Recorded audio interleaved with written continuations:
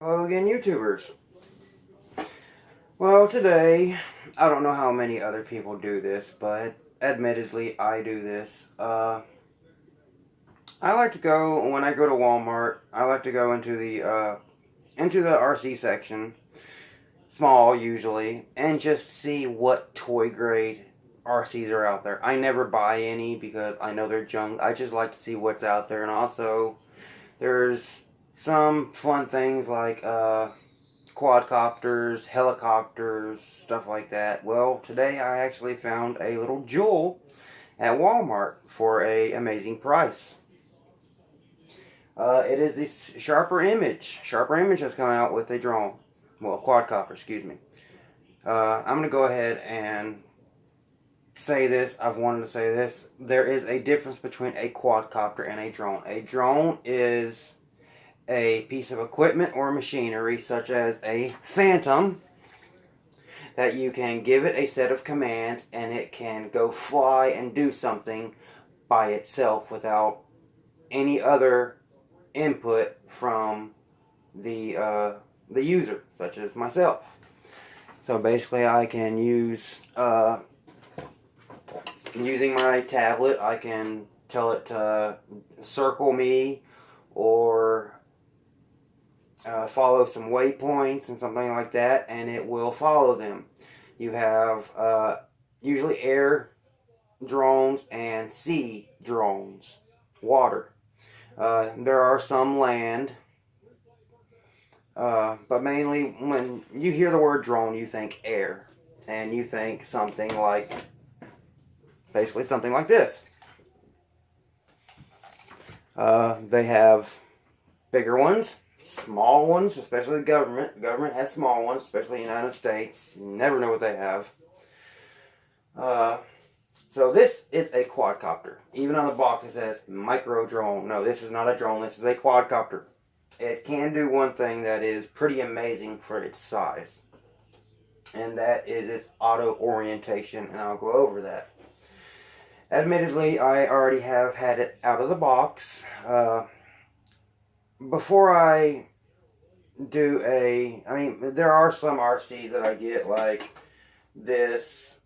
Most of my big RCs, more expensive ones, I'll just do an unboxing video and then do a review, and I'll have several videos. But something like this, it doesn't need all that unless I start doing modifications to it, which this one, I don't think there's many modifications I can do to it except add another battery somehow.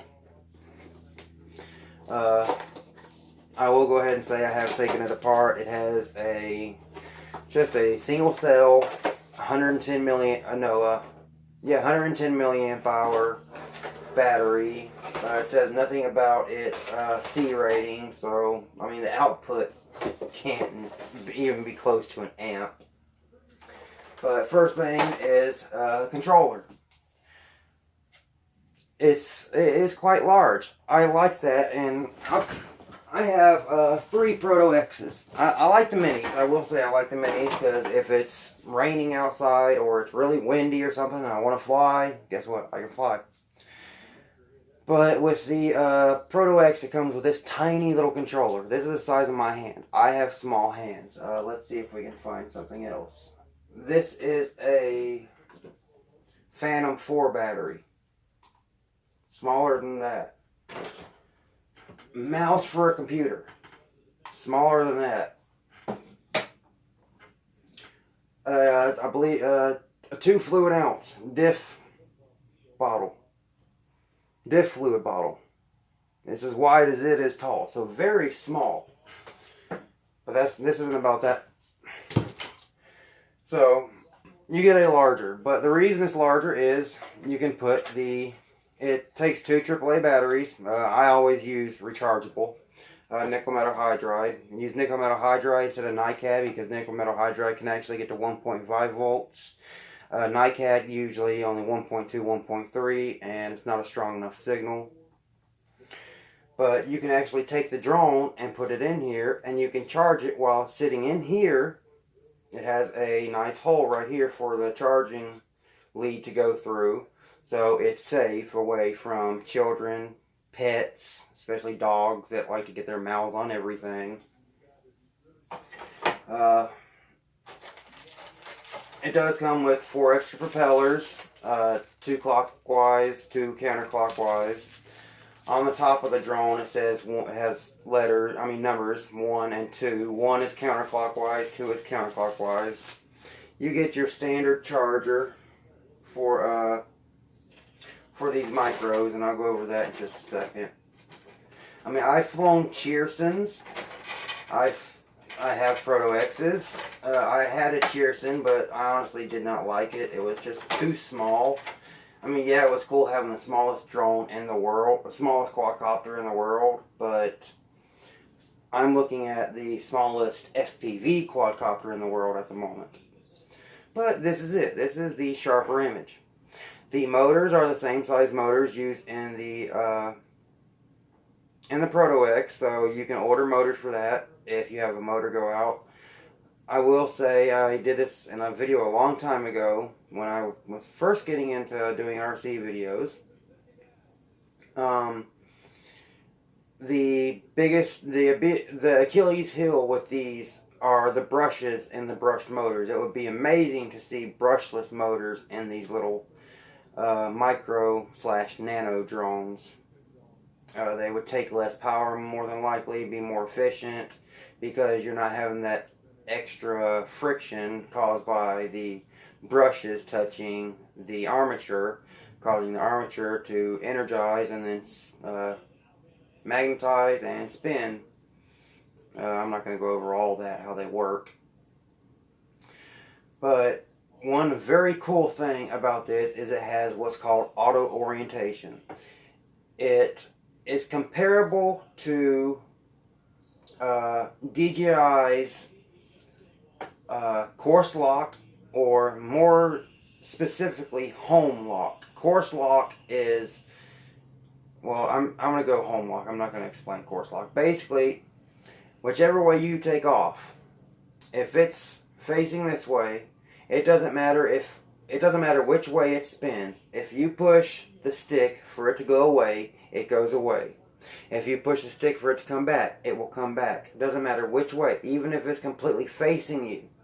And usually all the controls will be completely backwards. That's what gets a lot of people in trouble. Because when they're flying it and everything backwards, they're like, oh crap, and I've honestly heard of a lot of people crashing. It has a standard little tab charging port. And I'll show how it goes in the chart. The one thing I would have liked to have seen is the ability to charge it while it off of the transmitter. But one thing I will say is, if you have things like this, I mean, even if you have a cell phone, buy yourself a power brick. I have a nice 8,000 milliamp hour one. It was only $40. Black Friday's coming and they're going to be on sale. Grab yourself one. No, mine's 9,000 milliamp hours. It can charge my phone, I believe, 3.5 times. But with these, it comes with the power cord, the charger, and it's basically a trickle charger. 5 volts is all you're going to get from USB at maybe 2 amps. So that's how you charge these. But one thing that's really cool about it is you have this hole right here where you can take the charger. Oh wait, it's upside down. And you can just plug it in the way it is while it's in there. And then plug it into your power brick.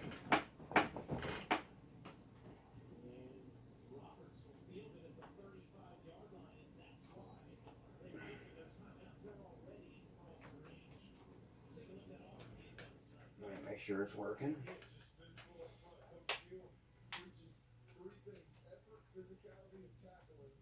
It's a little hard to do it without having the back off.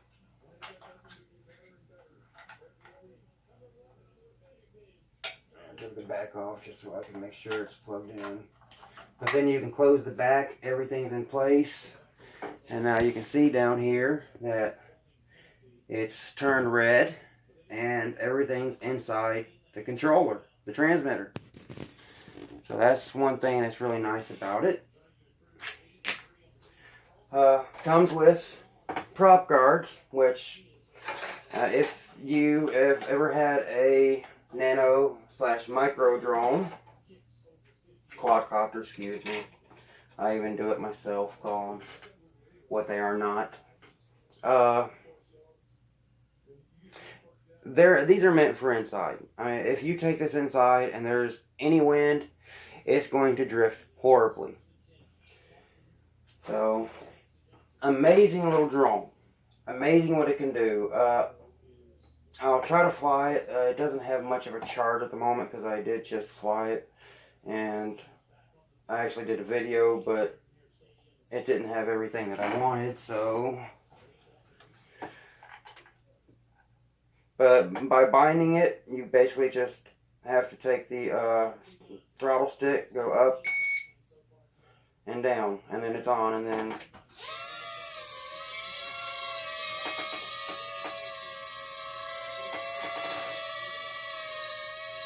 see, it's already blinking at me.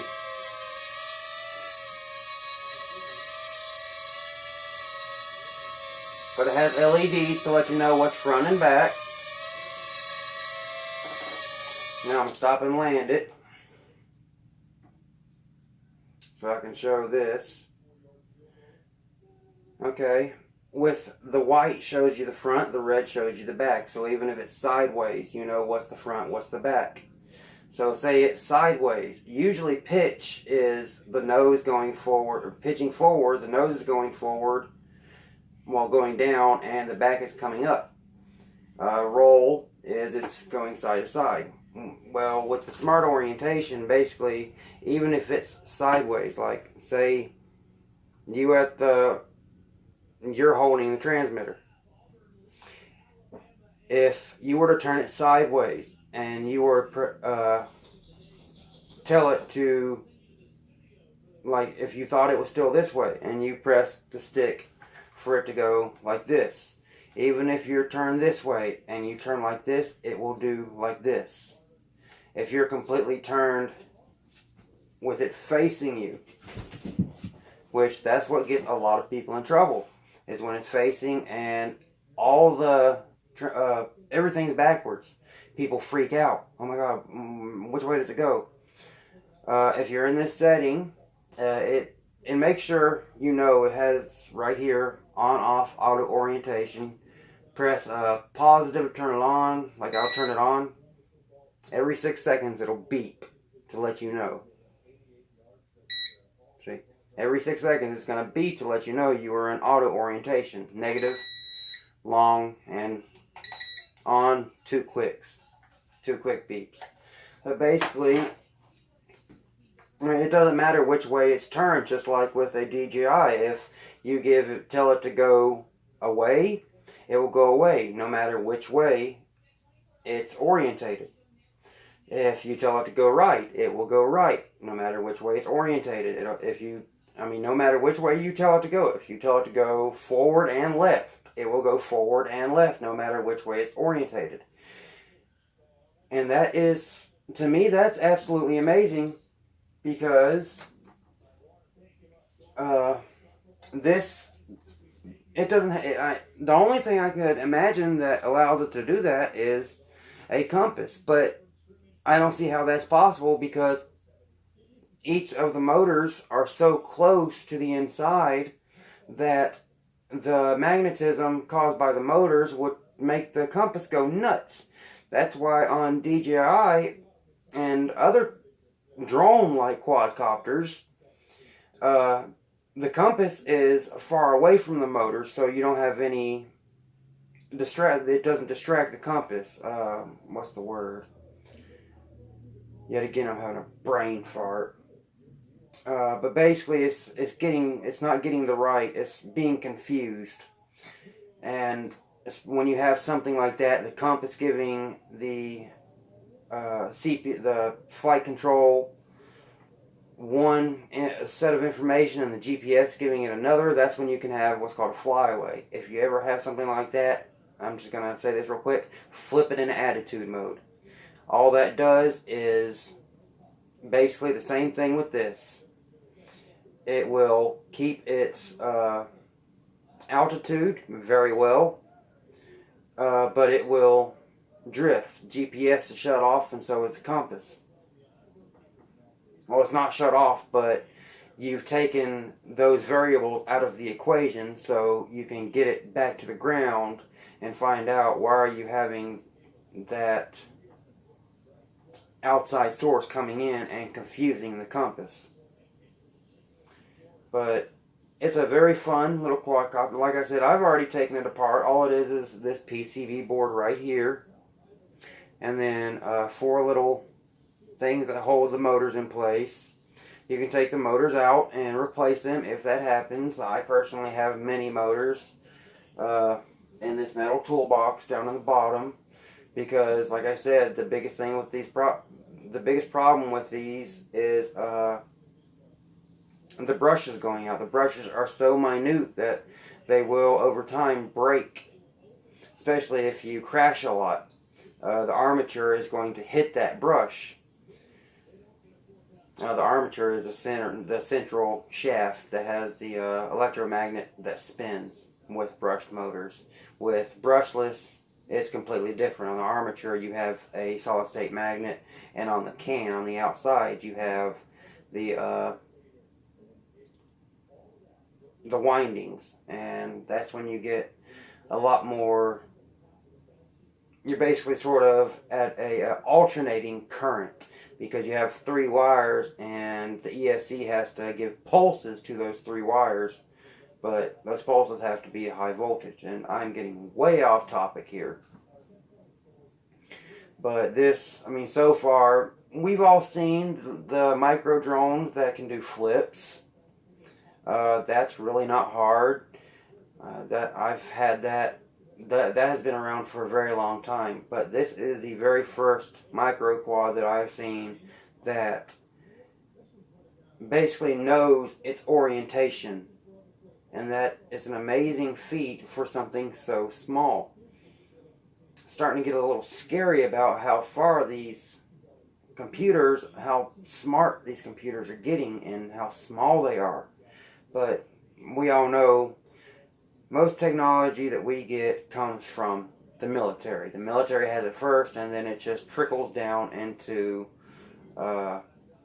civilian life, which is the life most of us lead. Unless, I mean, even if you're in the military, you will live in civilian life once you aren't with them anymore.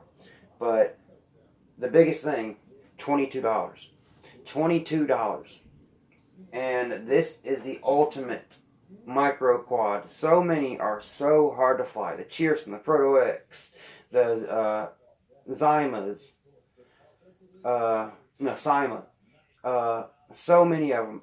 Even the bigger ones, they're so hard to fly when you first get them. But this one, with the auto orientation, it doesn't matter which way it's facing. If you tell it to go away, it goes away. If you tell it to come back, it comes back. Left, right, everything. Just the only thing you have to figure out is the throttle. Which the throttle is touchy, because the entire time you're flying, the voltage is dropping. It has what's called auto land feature.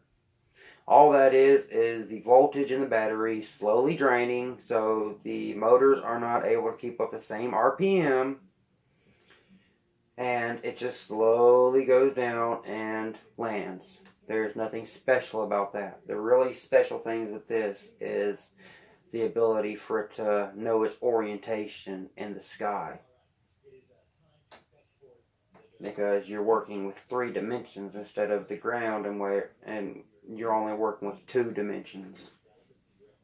For big ones like Phantoms and DJI, oh, that's nothing for them, especially with their new Phantom 4 Pro. That thing's nuts. And now you've got the Inspire 2 that has the obstacle avoidance. and it does 67 miles per hour. That's insane for a quadcopter that big. And you can get a camera for it now that is pretty much Hollywood filmmaking. I mean, they've made a film completely with an Inspire 2. They even put it on a camera rack so it will be extremely still. But even then, you have that gimbal to keep it always looking at the same point, and all the extra computer. But again, I'm getting off topic. $22 at your local Walmart for this. That's how I came across it. I like to go to Walmart when I go to Walmart. I don't go to Walmart specifically to look. It's just when I'm at a Walmart, I go over there and, oh, okay, let's see what they got now. Let's see what may have come out new that hasn't been advertised on television, or I haven't seen online on Facebook, on YouTube, stuff like that. Some people have done videos on this. They've only been like 5 minutes. I don't think they've really gone through all the details like I have. And I don't know if I brought it up, but yes, it does also come with a prop guard, because these are for indoors. So it'll protect the propellers, even though it comes with 4 extra propellers. So that's it. Unboxing, overview, and overall review of the Sharper Image DX-1 micro, what they call micro drone, but it is a micro quadcopter. Okay, concerning the giveaway. 25 people from 1,000 subscribers. The way it's going to work is I'm going to do a video talking about the giveaway. I'm going to give people 1 month to comment. You can say whatever you want to say, just comment. I am then going to do a live video, and I'll somehow advertise on what date I'll be doing a live video a month to the day after I post the initial giveaway video. It's going to be a 1/10 scale, most likely monster truck. Don't expect anything brushless. This is, I mean, it's going to be a free RC for somebody. So, and I usually know the main people that watch my videos because they comment. And but even those that don't comment, I thank you for watching my videos. It's just the biggest thing with this hobby to me is I like to get information out, and that's one thing so many people have told me that they thank me for. So many try to hold their information, and I will admit, I do race. I race my Slash, I race my 3.3 Rustler. I'm looking at getting into quadcopter racing. I race my DBXL. I drag race. So, I mean, I don't mind giving away some of my secrets, but I can't give away all of them. Like, down to the detail, I'm not going to give away that, but I will give down to the detail about how things work, how to do things.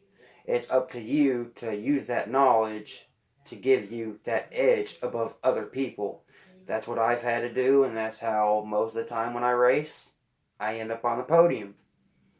Usually 9 times out of 10, I end up on the podium. The times that I don't, I will admit, either I have a failure with my vehicle, or a really bad crash happens, and I end up way in the back, and I can't make my way all the way back to the front. So, stay tuned for that video. Just watch my subscribers, and as soon as I hit 100,000, not 100,000, 1,000 subscribers, stay tuned. I also have the Armor Raider XL BLX, the brushless Armor Raider, my first Arma. I'm curious about them. I've heard a lot of good things about them, but I don't want to go full bore into buying the new Phase-On. I mean, honestly, I'd really like to have a Phase-On, but I don't want to go full bore into buying one that expensive yet. I want to try one out myself first before I already know the problems with the shocks and the dog bones popping out and stuff like that. But that's it for this video. Again, I thank you for watching. Peace, and stay tuned.